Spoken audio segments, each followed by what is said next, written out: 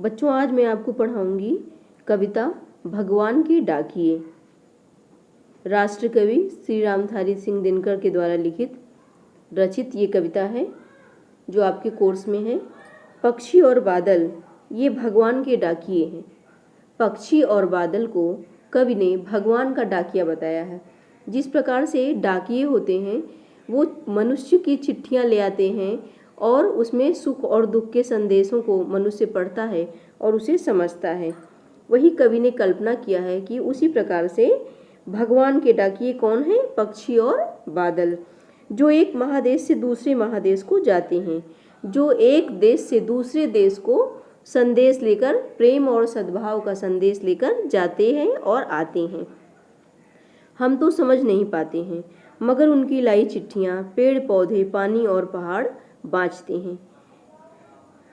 मनुष्य में जो डाकिया होता है उसका एक क्षेत्र भी सीमित होता है कि वो किस क्षेत्र में उसकी पोस्टिंग है, वहीं तक जाएगा। लेकिन जो भगवान के डाकिए हैं पक्षी और बादल, उनके लिए कोई सीमा निर्धारित नहीं है।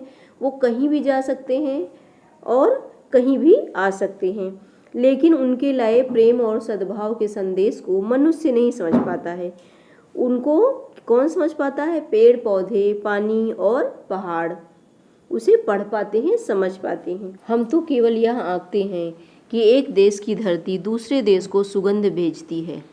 हम तो पेड़ पौधे, पानी की, पहाड़ की तरह चिट्ठियाँ नहीं पढ़ पाते हैं, लेकिन यह समझ पाते हैं कि एक देश की धरती दूसरे देश को सुगंध भेजती है, खुशबू भेजती है, और वह सौरभ हवा में तैरते हुए पक्षियों की पाँखों पर तिरता है, और वह पक्षियों की पाँखों पर से तैरता हुआ बिना भेदभाव किए एक देश से दूसरे देश के पेड़ पौधे, पानी और पहाड़ तक पहुंचाते हैं, और एक देश का भाप दूसरे देश में पानी बनकर गिरता है, और एक देश में उठा बादल जो भाप बन करके दूसरे देश में बरसता है, गिरता है। उसके लिए यह बंधन नहीं है कि वह अपने देश में उठेगा और अपने देश में ही बरसेगा। एक देश से उठा हुआ दूसरे देश में बरसता है, यानी कि प्रकृति भेदभाव नहीं करती है।